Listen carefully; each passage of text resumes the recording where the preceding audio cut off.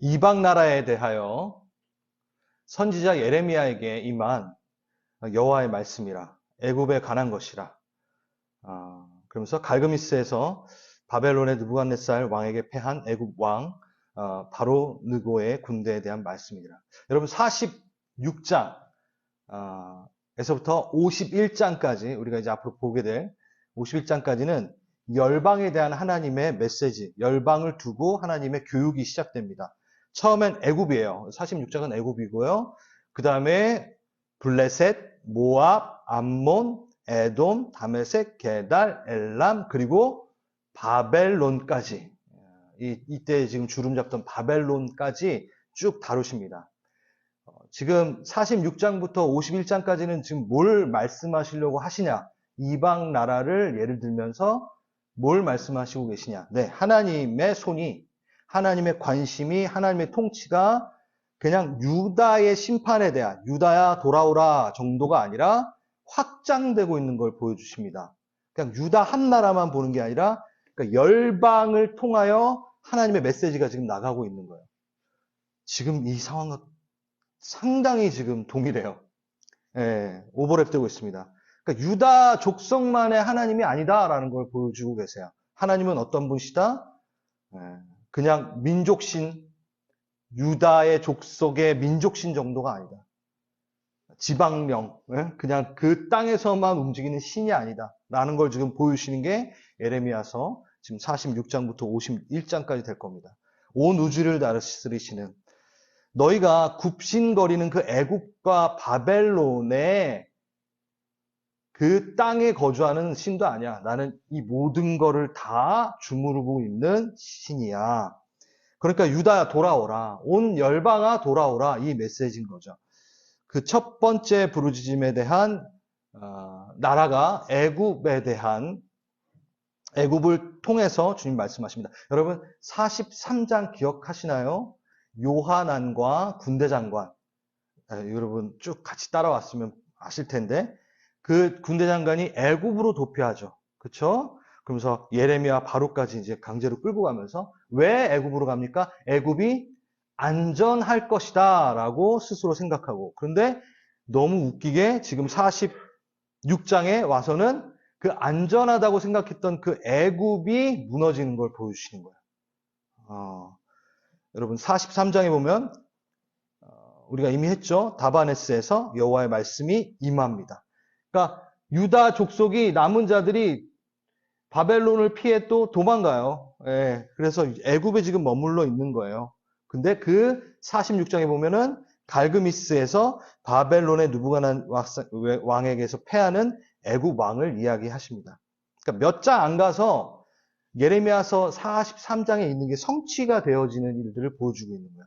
실제 갈그미스 전투는 실제로 역사에 일어난 일이고 그것이 성경에 담겨집니다. 그리고 애굽이 패하게 되죠. 하나님이 적어 놓으셨으면 일어난다라는 거예요. 하나님이 하시겠다고 하시면 지금 일어나는 겁니다. 지금 3장도 안 가서 그러면서 46장 한번 볼까요? 5절 46장 아니 5절은 제가 안 썼군요. 한번 5절은 제가 읽겠습니다. 여호와의 말씀이니라 내가 본즉 그들이 놀라 물러가면 그러니까 여호와의 말씀이라는 게 계속 이제 반복이 돼요. 6절에 보면 바벨이 빠른 자도 도망하지 못하고 용사도 피하지 못하고 그러니까 이 심판을 피할 수 없는 애굽의 모습을 보여주면서 9절에 보면은 용사여 나오라 방패 잡은 구스 붓사람 활을 당기는 루딤 사람이여 이 용병들까지 다 합해서 애굽은 지금 대항하지만 바벨론은 이제 무너지죠. 느부갓네살이는 하나님의 택한 종을 통하여 그러니까 뭐 유다 민족이기 때문에 택한 게 아니라 하나님 쓰시겠다면 쓰시는 거예요. 그러면서 10절에 그 날은 주 만군의 여호와께서 그의 대적에게 원수 갚은 보복이리라. 그러니까 하나님의 심판과 구원에 대한 두 가지 측면 분명히 있습니다. 하나님 구원자십니다. 하지만 분명한 죄악에 대해선 심판하시는 부분이 이제 드러나고요.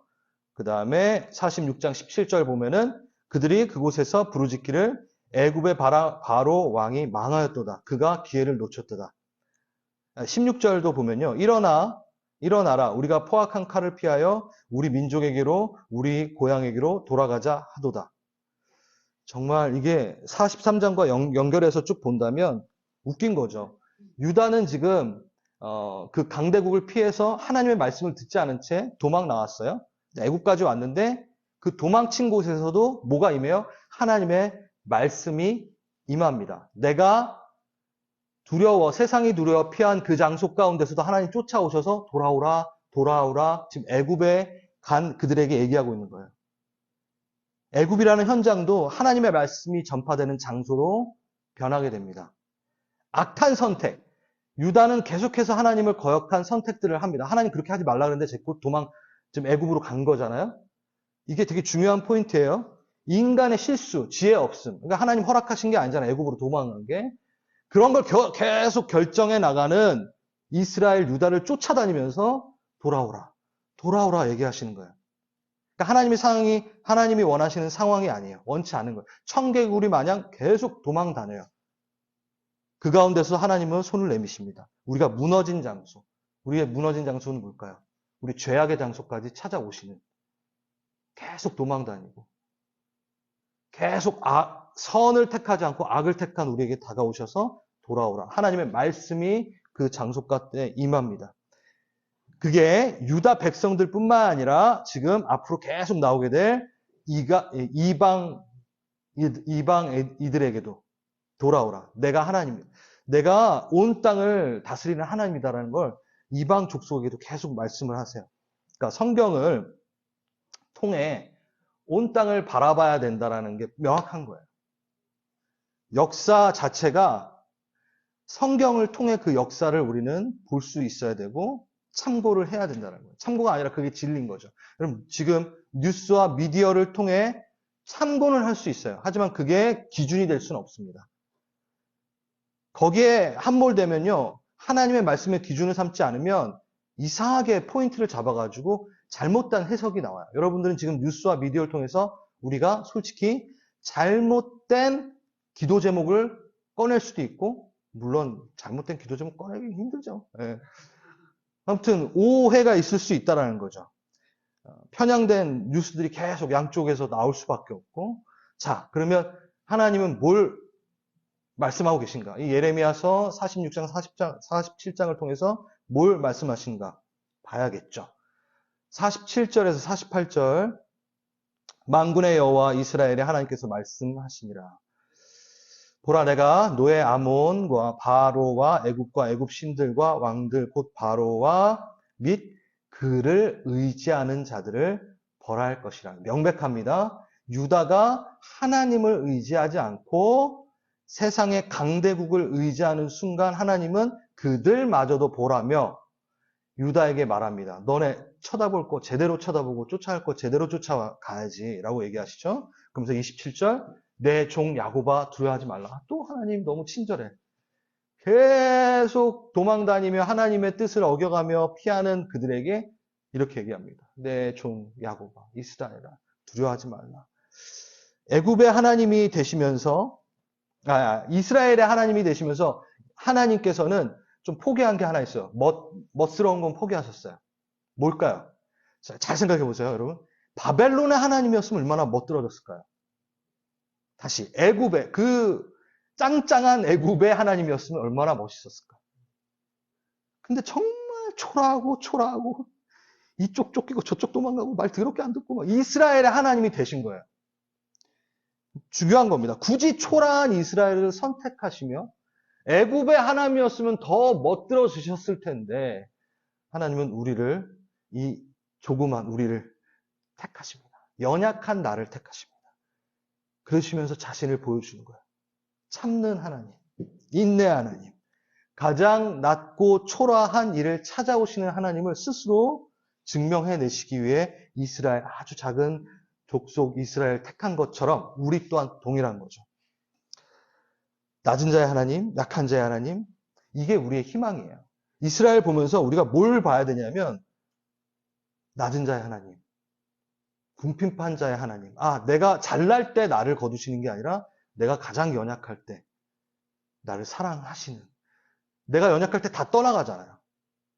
다 나를 비난하잖아요. 그때마저도 나를 찾아오시는 하나님.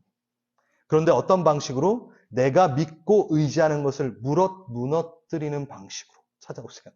그러니까 약간 처음엔 놀래죠. 내가 막 쫓았던 애굽을, 바벨론을 두려워했던, 내가 악망했던 재물들, 건강들, 그거를 깨트리시면서까지 하나님 나를 찾아오십니다. 사람, 관계, 건강, 물질, 돈 그런 걸 무너뜨리시는 방식을 통해서라도 나를 찾으시는 하나님. 그게 이 46장의 이야기죠. 애굽을 쫓아와서 말씀하시는 하나님. 그리고 47장 넘어가며 이제 절정에 달하는 이야기가 나옵니다. 오늘의 바로가 가사를 치기 전에 블레셋 사람에 대하여, 여러분 바로가 어디인가요? 네? 애굽이죠. 그렇죠? 파라오 말하는 겁니다. 파라오가 어디? 가사를 치기 전에 블레셋 사람에 대하여 선지자 예레미야에게 임한 여호와의 말씀이야. 지금 여러분 방금 블레셋이 애굽을 치는 것을 얘기하면서 하나님 말씀하셨잖아요. 근데 이제 애굽이 블레셋을 치는 거니까 그러니까 막 먹고 먹히고 막 이런 혼란 가운데 어느 나라가 뛰어나다 얘기하는 게 아니라 그 모든 거 하나님의 주관 안에 있다라는 걸 지금 말씀하시는 것 보이네요. 근데 참 놀랍게도 이 사태가 있는 이때에 우리는 지금 예레미야 47장을 하면서 가사가 나와요. 여러분 가사라고 되어 있는데 이게 가자예요, 여러분. 그 한국말로 이제 번역을 할 때 가사로 한 거지. 가자, 지금 우리가 뜨겁게 지금 보고 있는 가자 지구를 얘기한 겁니다. 가사를 치기 전에 블레셋 사람들에게 말씀하시는 여호와 하나님의 말씀입니다. 요거에 따라서 제가 한번 아주 간단하게 이걸 길게 하려면 뭐 한 3시간 걸리겠죠. 지금 우리가 어떻게 성경을 통하여 그 땅을 바라봐야 되는지, 지금 이 사태의 세밀한 것을 저는 추격하고 싶지는 않습니다. 근데 성경에서 하나님께서는 이 땅의 울부짖음에 대해서는 어떻게 말씀하시는지 좀 보고 싶어요. 창세기 10장, 이제부터 제가 이렇게 파워포인트는 준비하진 않았지만 창세기 10장 19절 한번 읽어드릴게요. 가나안의 경계, 창세기 10장이에요. 가나안의 경계는 시돈에서부터 그랄을 지나 가사까지, 가자예요. 제가 가자로 이제부터 말할게요. 왜냐면 영어로는 가자기 때문에 가자까지와 소돔과 고모라와 아드마와 스보임을 지나 리사까지였더라. 20절, 이들은 함의 자손이라. 그러니까 가자 지구라고 지금 말하면 너무 헷갈리니까 가자 그쪽 해안 지역, 지금 우리가 보는 가자 지구, 거기에 누구? 함 족속이에요. 원래는 창세기로 따진다면 최초 이 지역은 혈통상 함족으로 분류됩니다. 창세기에. 그렇죠? 함이 누구죠? 노아의 세 아들 중에 한 명이죠. 셈, 야벳, 그 다음에 함 이렇게 돼 있어요. 셈은 여기 이쪽 그 지금 이라크 지역, 그러니까 메소포타미아 문명 그쪽 지역에 있는 거고, 함은 여기 아프리카 이집트 쪽 이쪽이고, 그 다음에 야벳은 이 유럽 쪽 위쪽으로 이렇게 있는 거예요. 대충 아시겠죠? 그럼 한번 지도를 쭉 보세요. 그러면서 신명기 2장, 예레미야 47장 우리가 이제 읽을 4절, 그리고 아모서 9장 7절. 이 가자 지역은 블레셋, 그러니까 일반 여기 블레셋이라고 돼 있잖아요. 블레셋 사람에게 말한다고 했잖아요. 그렇죠? 1절에 봐도 일반적으로 지중해 그레데로 여겨지는 갑돌에서 가나안 연안으로 이주한 민족이라고 성경에서도 얘기합니다. 그러니까 이주한 민족이에요. 원래 거기 살던 사람도 아닌 거예요. 또 그러니까 이 땅이 정말 혼란의 땅이라는 걸 제가 말씀을 드리고 싶은 거예요. 정말 그 거주 지역에 누구냐? 그러니까 창세기는 함의 자손인데 그 함의 자손마저도 야벳 쪽 속에서 이동을 한 또 블레셋 사람들이 또 온다라고 지금 또 성경은 얘기하고 있는 거예요. 그러니까 혼란의 땅인 거죠. 하지만 또 성경에 보면요, 이들의 원 거주지는 애굽에서 온 이들이라고도 또 볼 수 있어요.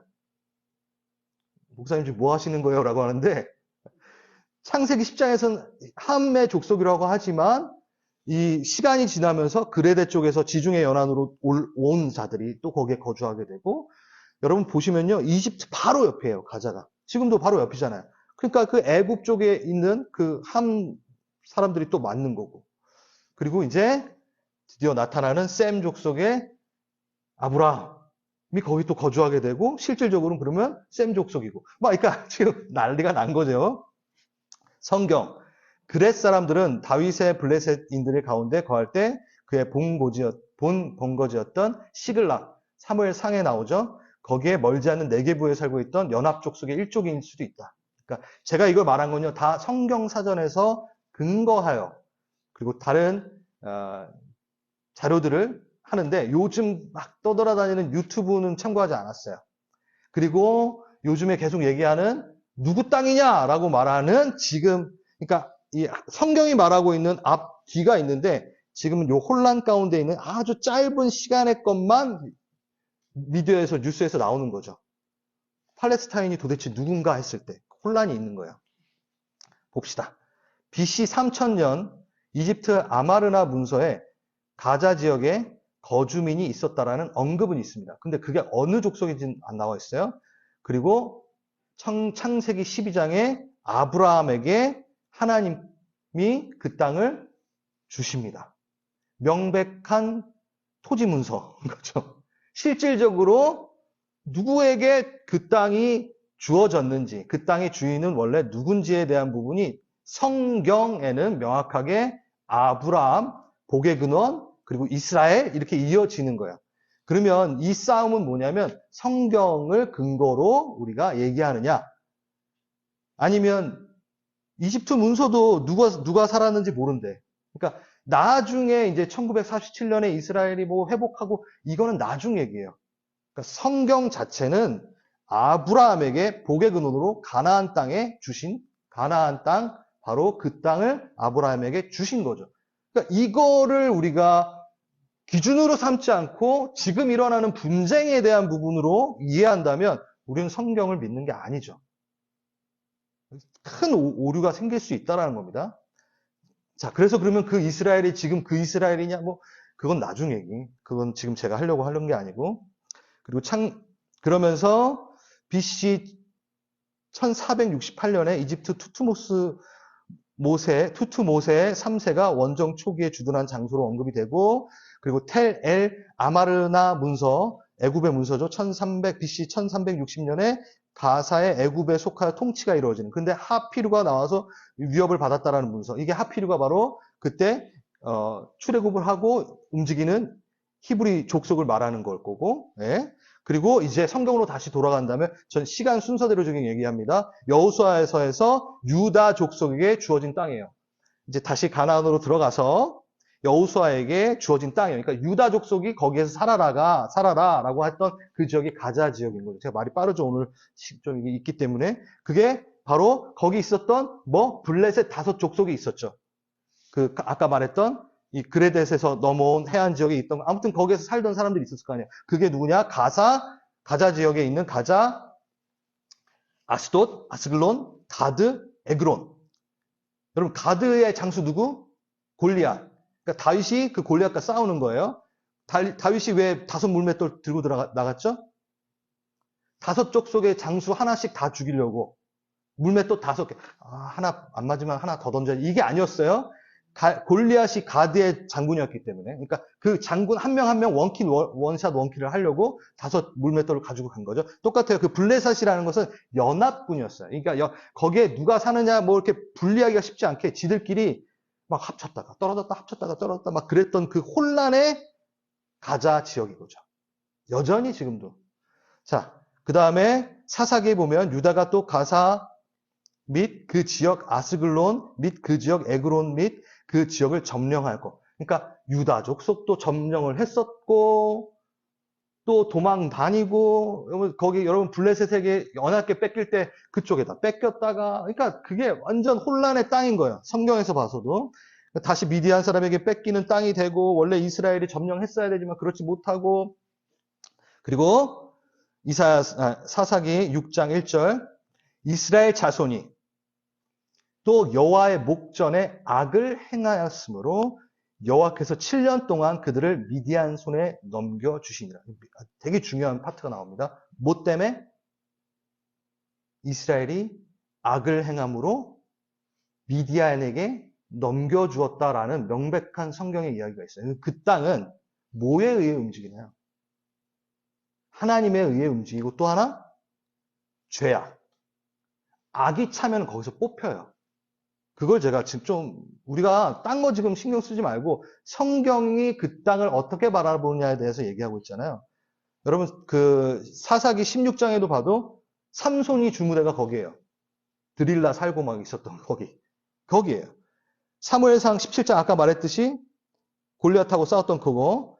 그리고 열왕기상 4장 24절 솔로몬이 그 강 건너편 딥사에서부터 가사까지 모두 그 강 건너편의 왕 모두를 다스리니. 그러니까 유다가 또 다윗 때 솔로몬 때에는 그 가자지구를 다스렸어요.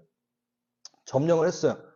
히스기야 때도 그렇고 중간중간 계속. 근데 이사야서 20장 보면 아수르 사르곤 왕이 그럼 이제 아수르가 와가지고 북이스라엘 점령하고 그 다음에 지금 뭐가 나오죠? 예레미야 바벨론 오면서 또 그 유다만 점령했던 게 아니잖아요. 그 지역을 다 점령을 하잖아요. 느부갓네살이 의해 가사 또한 포로로 끌려가게 되는 일들이 역사적으로 또 일어납니다. 그러니까 이 땅 자체는 열강들이 왔다. 지금도 열강들이 막 뜯어먹는 거잖아요. 영국이 잘못 이중 계약해가지고 좀 난리가 난 거잖아요. 그게 요즘 얘기가 아니라는 거예요. 그러니까 이 땅은 이 성경에서부터 열강에 의해서 먹히고 먹혔다가 아시리아가 했다가 유다가 했다가 바벨론이 왔다가 애굽이 먹었다가 그 땅이 그런 땅이에요. 자, 그 땅을 통해 그럼 하나님 뭘 보여주고 싶으신가? 제가 방금 말했어요. 죄악이 있으면 그 땅에서 뽑힌다. 그러니까 그 땅을 교보제 삼아 하나님이 원하시는 공의와 의가 무엇인가를 보여주는 교보제라는 거죠. 그리고 BC 525년에 어떻게 해요? 바사 제국이 또 침투하죠. 그러면 바사가 또 먹어요. 페르시아. 네. 그리고 알렉산더. BC 332년에 알렉산더 원정 때 또 그 가자지구를 또 점령해요. 헬라니즘. 그 다음에 뭐예요? 유다 마카비 왕조가 잠깐 25년 정도 또 유다 족속이 또 그거를 다스려요. 이후에 요세푸스 스트라본, 그러니까 우리 유다 학자잖아요. 역사학자잖아요. 그 지역을 뭐라고 그러냐면 황폐화된 곳이라고 직접적으로 적어요. 그러니까 사람이 살 수 없는 사막이 돼버리는 거예요. 그러니까 막 사람 왔다 갔다 계속 점령하고 잠깐 로마도 주둔지를 거기에다 두진 않지만 왜냐하면 너무 황폐하니까 그 옆에 주둔지를 둬요. 폼페이우스 장군이 점령하고 그 다음에 가비니우스가 그 가사 근방 주둔을 해요. 죄송합니다. 너무 짧은 시간에 막 얘기하려고 하니까. 그러니까 가자 지역 자체는요. 좀 가까이서 본다면 로마 시대 헬라니즘 문화에 속해 있었어요. 당연하죠. 왜냐하면 로마가 거기를 지배했으니까. 그리고 나서 어떻게 되죠? 기독교가 공식 종교가 되면서 그 지역은 기독교 문화의 기반이 있는 땅인 거예요. 그러다가 어떻게 돼요? AD 635년에 오스만 제국이 침하고 그 다음에 이 이슬람 문화권이 오면서 그때부터 또 이슬람 문화권이 생기는 거죠.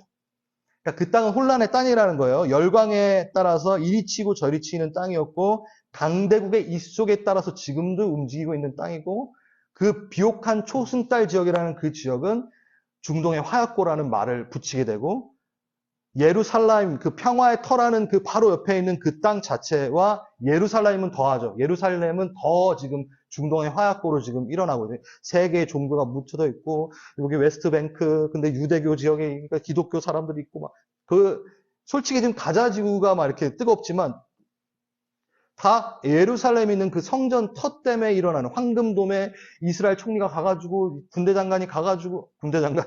국방장관. 군대장관 너무 옛날 얘기다. 국방장관이 가가지고 막 예배를 드리겠다고 하니까 얘네들이 일어나고 그래가지고 팔레스타인 애들이 가자지고 너 거기 왜 가냐고 그래서 종교적인 전쟁이 일어나고 그게 진짜 뜨거운 건 정말 뜨거운 건 어디? 예루살렘이죠. 그거하고 연결해가지고 이 가자지구도 이제 이거는 이제 나중에가 아니라 이거는 여러분들이 많이 들어봤어요. 유튜브 찾아보면 나오는 요즘 일들은 거의 다 이해하시잖아요. 그렇죠? 일들이 아니라 제가 말하고 싶은 건요. 온 세계가 집중하고 있는 땅이라는 거예요. 난 이런 걸 볼 때마다 제가 이걸 준비하면서 놀란 게 몇 번이에요. 왜 이 땅일까? 온 세계가 집중하게 하는 저는 그래요. 하나님이 살아계시다라는 것, 이 교보제를 사용하듯 어떤 하나님의 교육을 위한 땅처럼, 그래서 이 땅 자체를 하나님의 시간표대로 움직이는 것을 모델로 보여주므로 열방이 하나님의 안에 있다. 이 세상의 역사는 하나님의 시간표대로 움직인다라는 걸 명확히 보여주는 땅이다. 라는 것을 우린 먼저 알아야 되는 거죠. 그 누가 아무리 자기네 땅이라고 우겨도 아니, 하나님이 정하신 경계를 지으시는 분. 그러니까 이 땅 자체, 이 거민, 여기에 누가 살 것인가에 대한 부분은 죄악이 가득하면 뽑혀지는 누구마저도 이스라엘마저도. 그러니까 자기 애라고 편애하시는 분이 아니에요. 그 이스라엘이 공의를 행하지 않고 정의를, 예레미야가 지금 계속 그 얘기잖아요. 너 그러면 바벨론의 포로로 뽑혀갈 거야. 죄악을 범하면.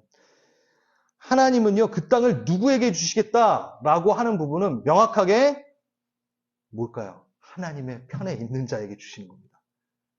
그리고 마지막 그림, 그 평화의 예루살렘, 살라임 그 평화의 땅에 누가? 평화의 왕 예수 그리스도에게 주신 땅이에요. 예수 그리스도가 다스릴 땅이라는 거죠. 그건 명백합니다. 지금 뭐 무슨 일이 일어나도, 그래서 우리 기독교인들은 뭘로 봐야 되냐면 죄악과 싸워야 되는 땅으로 봐야 되는 거죠.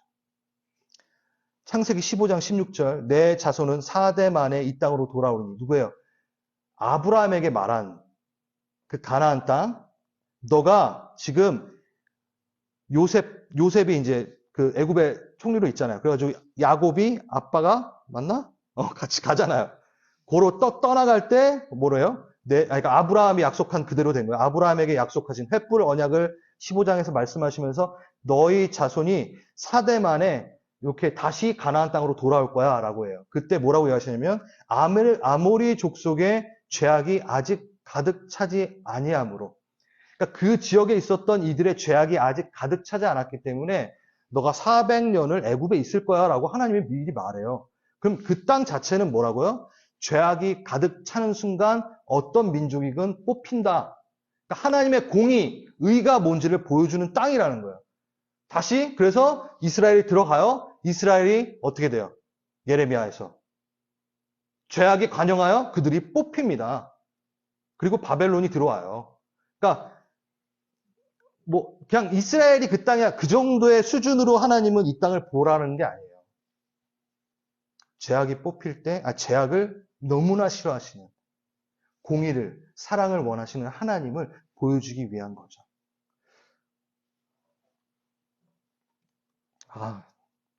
주님, 중간에 넘어가야겠어요. 이게 지금 시간이.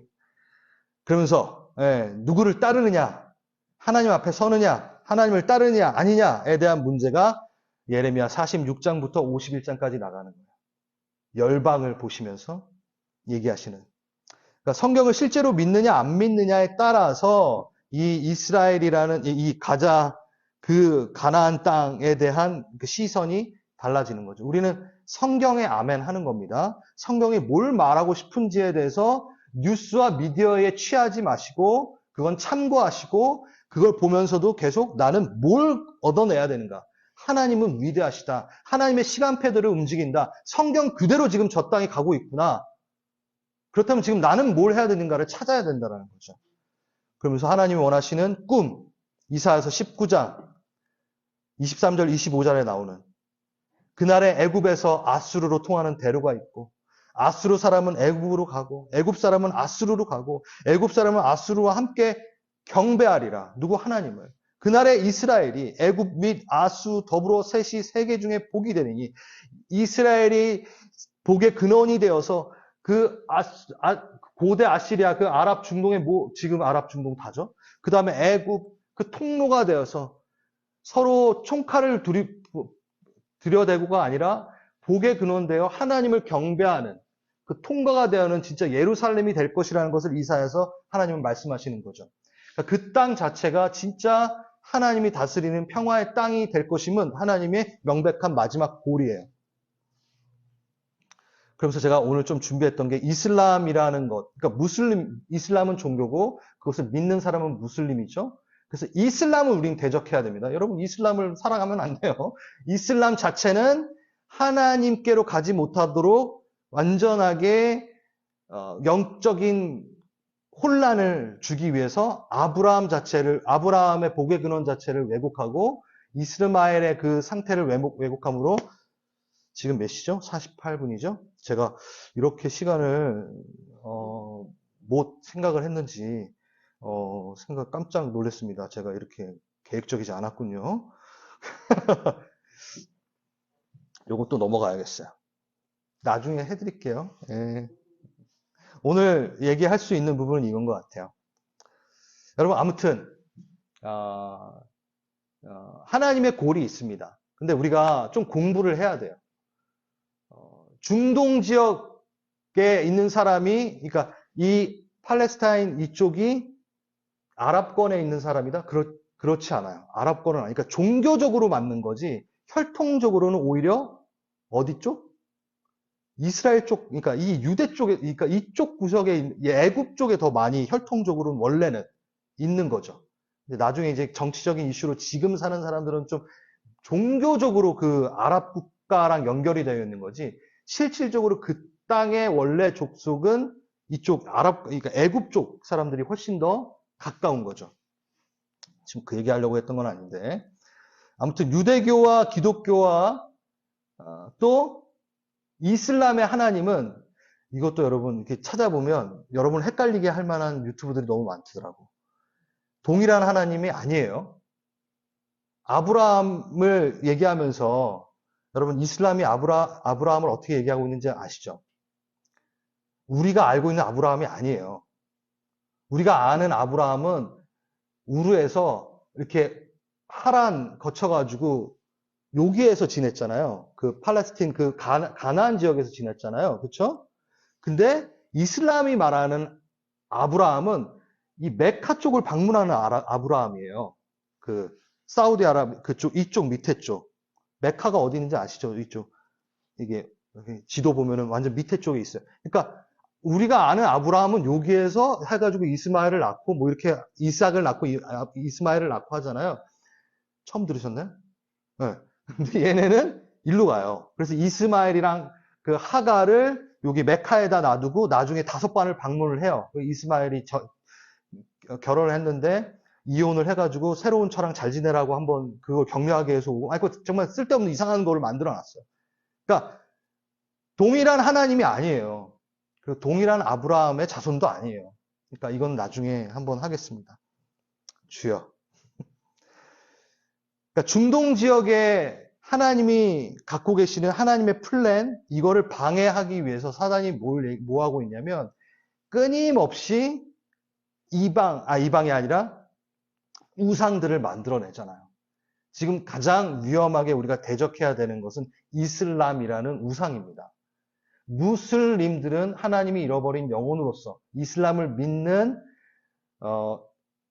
그러니까 극우 성향의 하마스라든가 헤즈볼라든가 이런 애들은 지하들하고 거룩한 그러니까 성전이라고 하는 이 성전 말고 거룩한 전쟁을 하는 애들이에요. 그래서 그 꾸란 안에서 우리를 죽여야지만 되는 그러한 것들로 정식 무장이 되어 있는 애들이죠. 그쵸? 근데 그 사람들마저도 이 하나님의 마지막 그림에는 어떻게? 예수 그리스도를 진짜 믿어야 되는 잃어버린 자들이죠. 그쵸? 근데 그들이 믿고 있고 신격하고 있는 그 이슬람 종교 자체는 하나님을 믿지 못하도록 만들어낸 사단의 조작물인 거죠. 다 고쳐가지고. 그리고 정말 죄송합니다. 52분이네요. 그리고 제가 최근에 어떠한 미디어에 나오는, 저도 이제 골라서 보긴 보는데 깜짝 놀란 한 대목이 있었어요. 그게 무슨 얘기냐면 이 팔레스타인과 이 이스라엘과의 이 분쟁 자체는 누가 옳다 그르다를 말하는 것은 이제 이슈는 떠났다. 여러분, 전쟁이 용인돼야 됩니까? 먼저 테러가 용인돼야 됩니까? 네? 그럴 수 없어요. 그러니까 뭐가 맞고 뭐가 틀리다를 이제는 말할 때가 아니다. 거기에 땅에 집중해야 되는 건 뭐? 이걸 누가 중재하고 어떻게 평화를 이룰 거에 대해서 지금 논의해야 되는 거다. 전 그 말을 할 때 놀랐어요. 성경에 나와 있는 거니까. 일시적인 평화를 갖고 오는 적그리스도가 있을 겁니다. 나타날 겁니다. 그러니까 그 중동 땅이 지금 누구 땅이다, 뭐다, 전쟁이 일어나고 이거는 지금 이제는 논의할 중요한 사항이 아니 돼버렸다. 양쪽의 입장에서 누가 더 잘했고 뭐가 잘못했고에 대한 거는 그러니까 논의할 지금 일이 아니다. 빨리 전쟁을 멈추는 것. 그리고 그 땅에 평화가 이루어져야 되는 게 진짜 이슈다. 라고 패널이 얘기하는 순간 그렇네. 지금 역사를 보면은 결코 해결될 수 없는 땅이라고 전문가들이 말하고 있는. 어느 누가 나타나도 그걸 해결할 수 없다. 트럼프가 와가지고 뭐 이렇게 해봤자 안 되는 거 안 됐잖아요. 지금 예루살렘을 뭐 수도로 정하고 뭐 해봤자 이란 막 섞여 있어가지고 안 되잖아요. 그런 모두가 손을 놓는 상태, 불가능해! 라고 할 때 어느 누가 나타나 정리를 한다는 거예요. 그게 바로 적그리스도라는 거죠. 사람들이 지금 그 땅에 평화를 갖고 있는 어떠한 누군가, 일시적인 예수 그리스도가 아닌 다른 누군가를 기다리는 이 상태가 전 너무 소름 끼쳤어요. 그렇네. 이 땅이 지금 성경 그대로 가고 있네. 왜냐하면 전 이 시각은 제가 갖고 있지 않았거든요. 아, 막 전쟁이 일어나고 누가 잘났고 누가 막 이런 거다가 그 어떤 패널이 나와가지고 지금 화평을 누가 갖고 오는가의 최고의 이슈일 거다. 딱 말하는 순간 그대로 가는구나.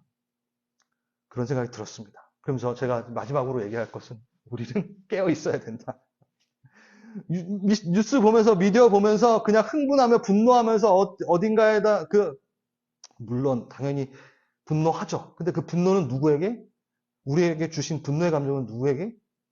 사단에게 하라고 주신 거잖아요. 근데 제가 가끔 보면은 이쪽 편에 쓰시고 어떤 분은 이쪽 편에 서셔가지고 너무 무섭게 말을 하는 걸 봤어요. 그리스도인들끼리도. 왜냐면 대체 신학을 용인하는 쪽은 이게 다 상징이기 때문에 아무것도 아니거든요. 그러니까 완전히 팔레스타인 쪽에 팔레스타인 쪽에 쓸 수도 없는 거고. 아, 뭔 소리야. 아무튼, 뭐 어디에 서야 되고 막 이런 그러니까 기독교인들끼리 싸우는 거야. 사단이 노리고 있는 거예요. 명확하게 노리고 있습니다. 분노를 표출해가지고 그 말하는 모든 것들. 제가 다 정리를 제대로 시간이 많으면 얘기하겠지만, 그래서 마무리하겠습니다. 왜 이런 일들이 일어날까요? 그래서 또 잘못 적용하는 사람들 있잖아요. 하나님 이걸 왜 허락하시나요? 하나님 허락 안 했어요. 인간의 죄악이 만들어내고 있는 거죠. 하나님은 다 아실 뿐이죠. 인간의 죄악 때문에, 우상숭배 때문에 전쟁은 일어납니다. 그리고 뽑혀집니다. 이 일들의 반복, 이것은 우리의 죄악 때문입니다. 죄악이 관영하기 때문에 일어나는 것이 명확합니다. 그럼 주님 이렇게 혼란스러운데 빨리 오시지 그러면. 빨리 오시지. 여러분 그것도 되게 위험하다기보다는 이기적인 말이죠. 예수님은 더 많은 잃어버린 영혼들을 지금 봐라. 이런 일들이 막 일어나니까 좀 전도 좀 해. 야, 성경 좀 얘기를 좀 해. 지금 성경에 그대로 일어나고 있는데 야, 진짜 하나님이 계신 거 맞잖아. 라고 얘기하며 우리마저도 깨어 있어야 되는 그때라는 걸 말씀하시는 것 같아요. 차라리 빨리 오세요? 아니요. 무대 위에 디렉터가 들어오면요. 그 무대는 더 이상 진행이 안 됩니다. 그러니까 끝나는 거예요. 예수님 오시면 다 끝. 그렇기 때문에 하나님의 잃어버린 영혼들을 하나님의 복음으로 초청해야 될 기회가 끝나는 거죠. 그러니까 하나님 기다리시는 거죠. 이거는 제가 전에 설교했던 어떠한 부분들을 참고하시면 충분히 이해가 될 거라고 생각해요. 복음 가운데 한 명이라도 더 살리고 싶어 하시는. 그러니까 지금 예레미야 저희가 하고 있잖아요. 예레미야를 보면서 못 느낍니까? 우리의 나태함, 빨리빨리 돌아와라, 돌아와라. 열방에 알려라. 진짜 하나님이 누구신가를 좀 말해라. 라고 하는 거죠. 예레미야서 47장 마지막으로 이제 5절, 7절. 가자는 대머리가 되었고 아스글론 그들에게 남아있는 평지가 잠잠하게 되었나니 내가 내 몸 배기를 어느 때까지 하겠느냐. 오라 여호와의 칼이여 내가 언제까지 쉬지 않겠느냐. 내 칼집이 들어가서 가만히 쉴지어다. 여호와께서 이를 명령하였은즉. 제가 이걸 토대로 마무리하겠습니다. 가자는 대머리가 돼. 이게 무슨 얘기냐면 주석 그대로 제가 읽어드리겠습니다. 가자에 거하는 주민들이 깊은 슬픔과 공경에 처해 있음을 나타내는 표현이다. 그들이 그러한 슬픔과 공경 속에서 머리턱을 깎았다는 뜻이고 또한 자기 몸에 깊은 상처를 내는 것 또한 이와 동일한 맥락에서 이해할 수 있다. 한편으로 우상 숭배 행위의 일환으로 볼 수 있다. 열왕기상 18장 28절에 지금 가자의 상태가 뭐냐면 머리털이 깎여진다는 슬픔과 공경 가운데 있는 상태고 자기 몸에 깊은 상처를 내는 것, 스스로 자해하고 있는 모습을 이건 우상 숭배의 하나의 행위라고 얘기하는 거죠.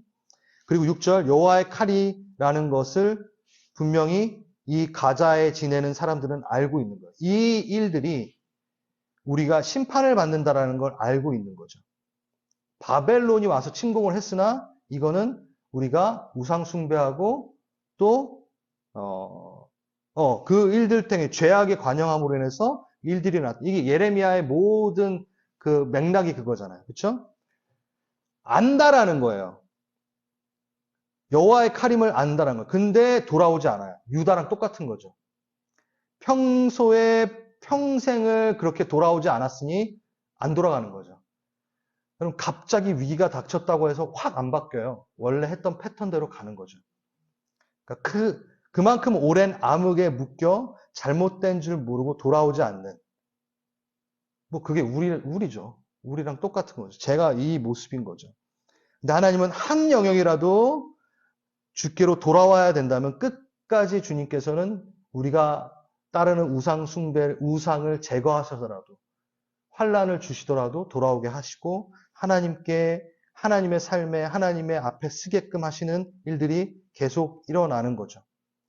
그래서 지금 일어나는 이 일들 자체 우리는 볼 때에는 지금 먼 나라 보며 누가 잘못했다 분노하지 말고 분노할 수 있죠. 거룩한 분노로 하나님 이 전쟁을 멈춰달라고는 당연히 기도해야 되죠.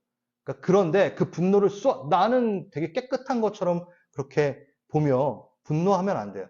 내 안에 죄악은 하나님 내 안에서 뽑아내고 싶어하는 죄악은 뭐가 있습니까? 우상 숭배는 무엇입니까? 그렇게 적용해 나가는 게 성경적입니다.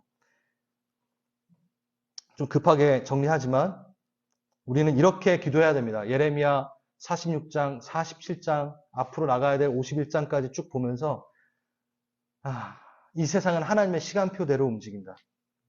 그러니 우리는 이런 일들이 있을 때마다 뭘 집중해야 된다? 성경 좀 봐야 된다.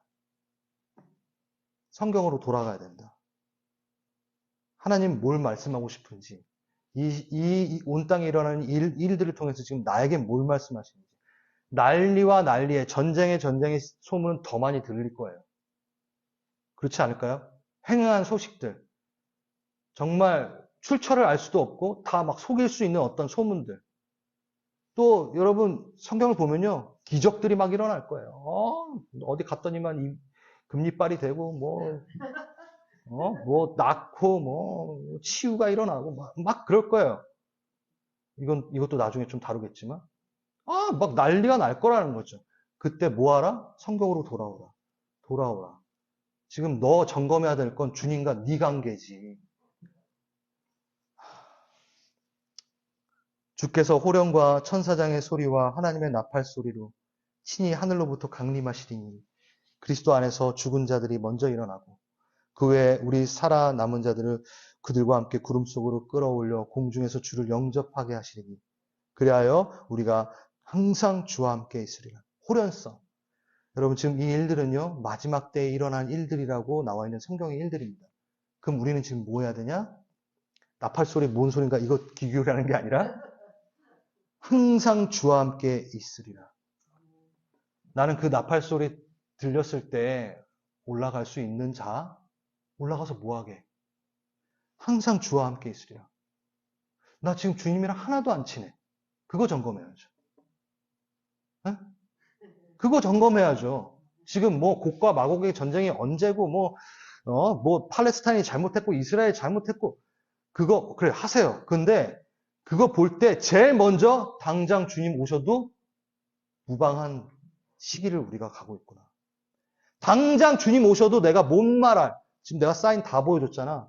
지금 이거 일어나고 그때쯤 내가 온다고 말했잖니. 계속 그거 지금 얘기하고 계시는데 나는 지금 딴 생각하고 있으면 안 된다는 거예요. 제일 점검해야 될 거 뭐? 영원토록 주와 함께 있으리라. 제가 매번 말하잖아요. 왜 천국 가고 싶어 하세요? 예수님 계속 옆에 있을 건데 안 불편하세요? 지금 여러분 되게 불편하잖아. 예수님이랑 같이 계속 있는 거. 아, 좀 죄 좀 짓게 좀 갔다 계세요. 좀, 예. 여러분 예수님이랑 친하지 않는데 왜 이렇게 천국 가려고 하시는지 이해가 안 된다고 매번 얘기하죠. 그럼 뭘 점검해야 되죠? 저도 지금 점검해야 돼요. 다시 목사인데도 내 영을 점검하고 내 영적 상태를 점검하고 나팔 불 때 정말 내가 기뻐 웃으면서 가는 창피해가지고 막 지금 오시면 안 되는데 막 이러고 있으면 안 된다는 거죠. 막 할렐루야 하고 가야죠. 그리고 부끄러워요 주님. 제가 흥분했습니다. 그걸 점검해야 된다는 거예요 우리는. 그리고 세상의 열방을 향해 손을 들고 기도해야 되죠. 더 이상 무고한 희생이 있으면 안 된다. 왜? 그들이 복음을 알아야 되는데 죽으면 안 되잖아요. 그 시각으로. 죽음의 피가 흘려지지 않도록 주님 빨리 이 모든 것들이 중재되길 바랍니다. 빨리 이 사태가 멈춰지길 더 이상 희생이 일어나지 않기를 기도합니다. 이스라엘의 화평을 위하여. 이스라엘의 화평이라는 건 그 이스라엘 사람들만 얘기하는 게 아니에요. 아까 이사야서 19장을 말하는 거죠. 그 지역이 화평이 이루어지기를. 예수 그리스도가 다시와 진정한 화평이 일어나는 그 시간에 우리는 그 시간을 위해 기도합니다. 더 이상의 피가 흘리지 않기를 그리고 그 아픔을 당하는 그들에게 주님 다가가시고 꿈과 환상으로라도 내가 진짜 화평의 하나님이고 너희를 진짜 격려하고 위로하고 너희를 살리는 신이야. 그 사랑의 하나님이 그들에게 나타나소서. 그걸 기도해야죠. 그렇게 기도하실래요? 아멘. 그리고 우리 그렇게 준비하시겠습니까? 아멘. 제가 여러분 수요예배 나오시고 수요예배를 들으시는 정말 이렇게 뭐라 그러죠? 그 소수정예 분들에게 흥분하며 오늘도 말씀을 전했습니다. 못다한 부분은 제가 좀 다른 시간에 풀어서 더 합쳐서 얘기하겠지만 우리가 진짜 깨어 기도할 때입니다.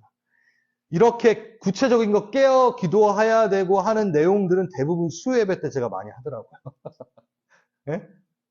기억하시죠? 네, 저번에도 어제 주일에도 얘기했지만 할렐루야 나잇이 아니라 할로윈 데이 그 전에 우리가 기도해야 되고 요번엔 조금 더 이상하다고 좀 마음을 주셔서 기도하고 있다라고 얘기했는데 일 터지고 막. 그러니까 제가 느끼는 이 수요 예배는요, 조금 달라요. 여러분. 주일 예배 너무 당연히 좋죠. 근데 이건 되게 전략적인 공간이다라는 걸 느껴요. 우리가 그 열방의 하나님을 따라 다 그거 하고 하나님께서 이스라엘과 중동에 대해서 좀 너희 교회가 관심을 좀 가졌으면 좋겠고 그 마음이 확 하나님께서 막 주셨어요.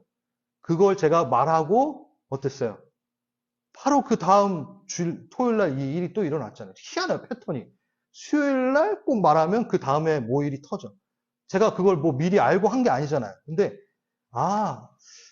우리 교회를 기도의 용사로 부르시고 싶어 하시는구나. 그냥 멍하니 있다가 그냥 올라가는 애들 말고, 진짜 기도해야 될 걸 기도하고, 하나님의 그 시간표를 보며 깨어 있기를 원하시는구나. 제가 너무 아픈 그런 일들이 있지만 그 부분에서는 뭐라 그래야 되죠? 우리 교회가 하나님께 붙어 있구나. 하나님의 기도의 필요로 우리를 부르시는구나. 그래서 참 그 부분에 있어서는 감사하다라는 생각을 하게 됩니다. 여러분의 삶이 그렇게 되시길 원합니다. 지금 하나님의 시간표대로 움직이는 이때에 우리가 멍하니 있지 맙시다. 그래서 여러분 3분이라도 좀 기도하고 오늘 좀 마치겠습니다. 기도하시겠습니다. 하나님 먼저 우리를 주님을 아는 자로 서 있게 하셔서 감사합니다. 내가 성경적 가치관으로 세상을 볼 수 있는 자리에 초청되었음을 감사합니다. 아멘. 그리고 무엇보다 우리가 이 시기에 기도해야 될 것, 우는 자와 함께 울라. 아버지, 그 땅에 더 이상의 무고한 피가 흘리지 않도록 주님 중재해 주시고, 아버지 그 총뿌리를 내려놓게 하여 주시옵소서. 하나님, 그 땅에 죽어가는 영혼들을 보며 눈물을 흘리시는 주님을 따라 함께 울 수 있는 자들 되게 하시고, 분노를 표출하는 게 이전에 아버지의 긍휼을 기도하는 겸손한 자 될 수 있게 하여 주시옵소서. 그와 동시에 하나님 이렇게 말씀하시는데, 지금 내 영혼은 어디를 걸어가고 있는가? 난 정말 영원토록 주님과 거하는 것에 희망을 갖고 있는가? 소망이 있는가? 하나님 나팔 불 때 정말 기쁨으로 손들고 갈 준비 되었는가? 주님, 영원토록 주님 옆에 있는 게 어색하지 않는 그 관계가 지금 준비되었는가? 지금도 그렇게 주님과 친하지 않으면서 어딜 그렇게 가려고 하는지, 이 나의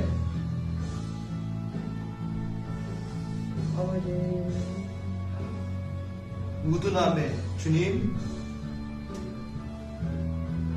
그 우둔함을 벗을 수 있도록 우리를 깨어있게 하여 주시옵소서. 아멘. 그리고 우리 사랑하는 가족들 중에 지금 당장 주님 불러오실 때 같이 갈 수 있는가? 더 주님 많이 알아야 되는데, 저 사람, 저 친척, 저 팔레스타인 사람들 주님 알아야 되는데, 그 깨어진 감정부터 주십시오. 아멘. 당장 내 가족을 위해 기도할 수 있는, 그리고 우리 교회에 아직 믿음이 연약하고 아직 주님을 영접하지 않으며 그냥 따라 나오는 이들에 대해 기도하는, 눈물에 기도할 수 있는 그 깨어짐, 그 지혜 주셔야 됩니다. 아버지. 지금 우리가 뭘 위해 기도해야 되는지, 뭘 점검해야 되는지, 깨어 있어야 될 때임을 다시 한번 주님 믿습니다. 이 교회에 하나님의 그 시간표대로 정확하게 하나님 따라가며 기도하는 교회 되게 하여 주시옵시고, 세상의 그 영적인 기만에 넘어지지 않고 영적 분별력 갖고 정말 걸어가는 참된 그리스도인 될 수 있도록 주님 인도하여 주시옵소서. 주님 감사하며 예수 그리스도의 이름으로 기도드렸사옵나이다. 아멘.